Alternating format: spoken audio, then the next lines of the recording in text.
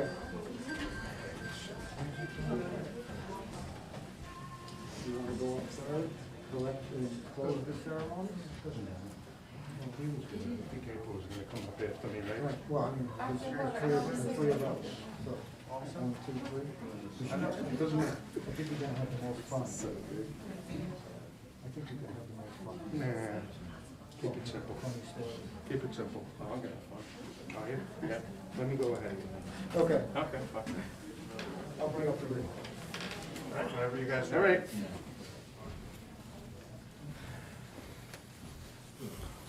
Hello, all. Throughout life, you meet a lot of people. Most are casual friends or just acquaintances. People you work with or interact with on a regular basis. And on a rare occasion, you meet someone who becomes a true friend. About 20 years ago, Carl and I became acquainted as dads of daughters and with a common love of coaching soccer. He had a lot of obstacles thrown at him throughout his life. I admired his emotional and physical strength to deal with all that he had to deal with. He raised two very special young ladies he was so incredibly proud of. He would want us all here to stay close with his girls and honor him by living a life full of joy and fun. We had so many good times together, so many great memories we will always carry with us. Rest in peace, Carly Noodle.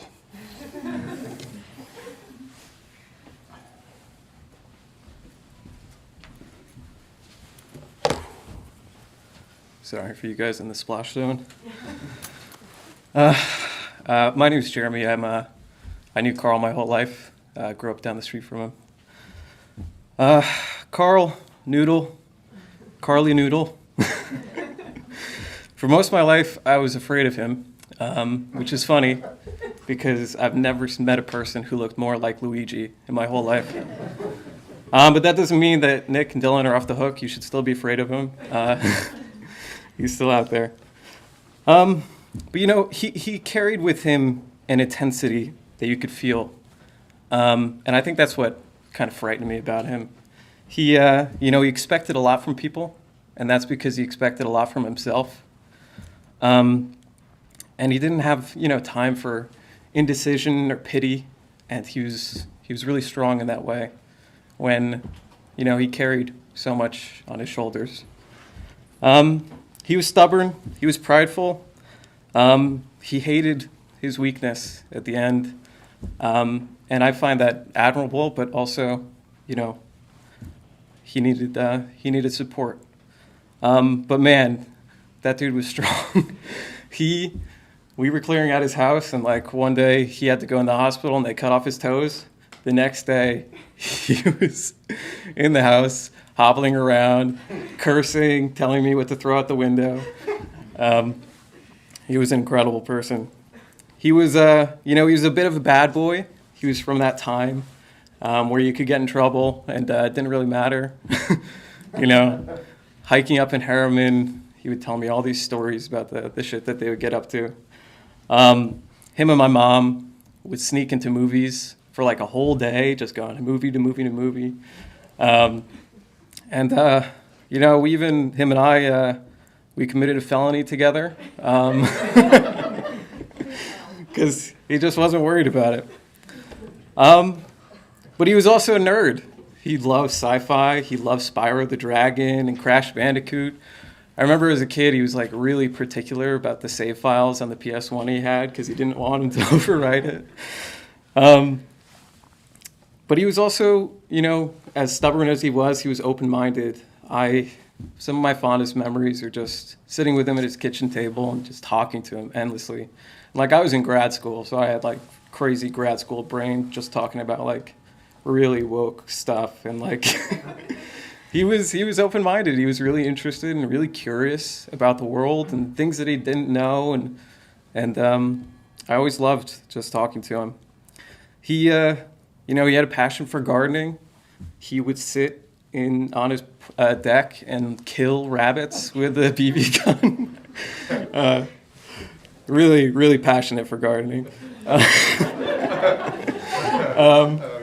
He would, gets so mad at Carmine for spoiling Jake and like spoiling Callie, but he would do the same thing, just feeding them bones. And anybody that knew Jake knew he had a weight problem towards the end of his life. And it's fair to say that Carl contributed to it, even if he didn't like to admit it. But, you know, above all else, he loved his family and he loved his friends. And I think that's why he was so, you know, tough on himself. He needed to make sure you guys were taken care of.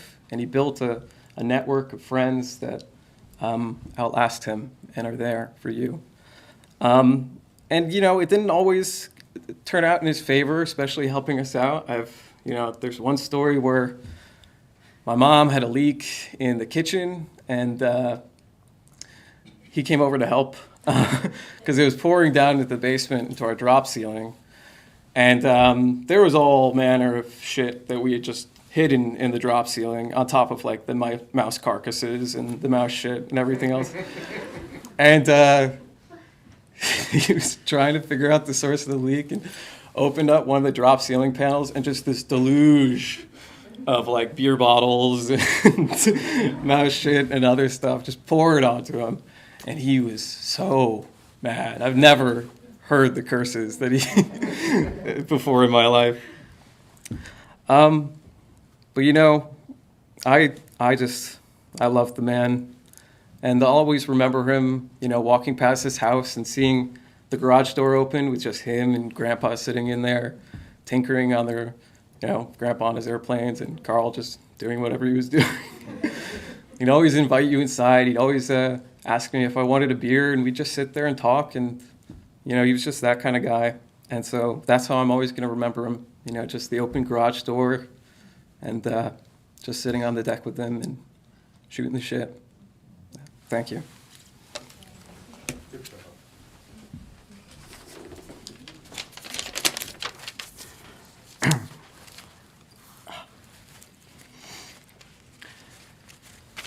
I'm Fred, Carl's brother. For those who don't know me, family, it's great seeing you again. I know it's been a long time.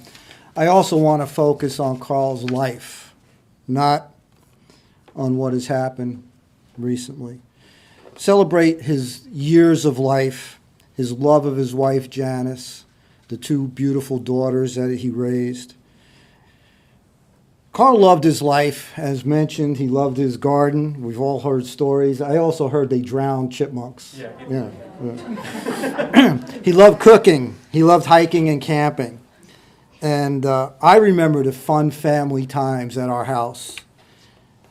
Carl was a lot involved with all of them, sometimes the cause of a lot of them. And I think you can tell Carl was a lot of fun. One of the first things I remember, we were really young. I mean, he was still a toddler, always getting into trouble, always getting dirty. And back in those days, Sundays was the Italian family feast, had to go to grandma's. So they'd get Carl dressed. My sister and Carl were the two youngest. And by the time they got ready themselves, Carl would be dirty. Or he'd be into something vicious. So they came up with the great idea. Mom and Dad came up with this great idea. They'd stand him in the washing machine, okay? It worked the first week. By the second week, Carl figured out how to start taking the washing machine apart. So that didn't work, all right? So that was something they had to go on and try something else. The next thing I remember is a little bit older. I'm driving back to the house for a family function. I had been out of the house already.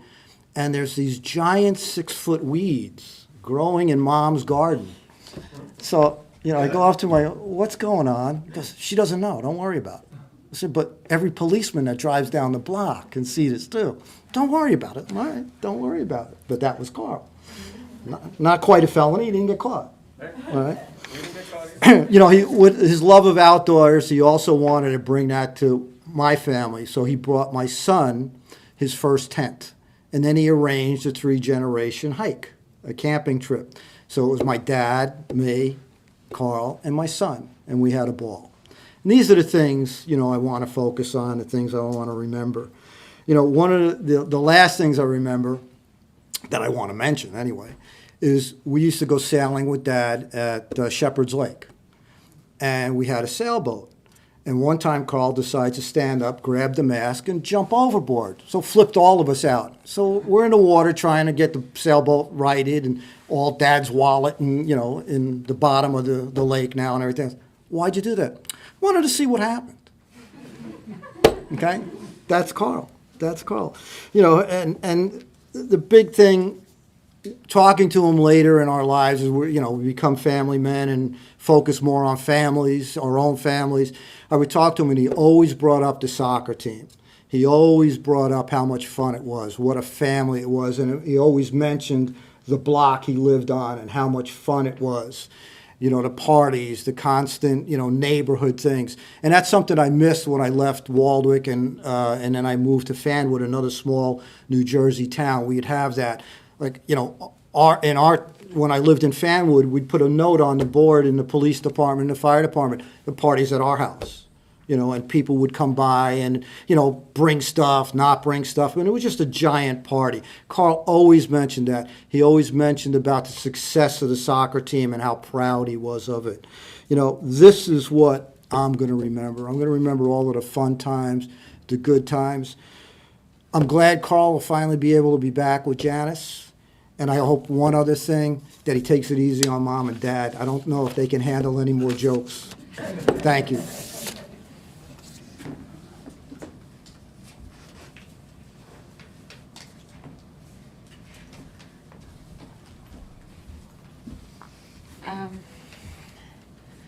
So, I'm April. This is my sister Dawn. I'm sure you all know who we are. I didn't really have anything planned to say, but I did just want to thank you all for coming. It would have meant a lot to my dad that you were all here. You were all really special to him. And, I kind of want to, similar to my uncle, just focus on the parts of his life that were good. And to some degree, all degrees, you were all involved in the good parts of his life. So again, I know it's difficult times, but it would have meant a lot that you were all able to come. And I'm just happy that he's with my mom now. We put them together this morning, so I'm sure he's happier that way too. So again, I don't really have a lot planned to say, but we can continue visiting service, or if anyone else wanted to come up to say anything, feel free. But again, thank you all very much.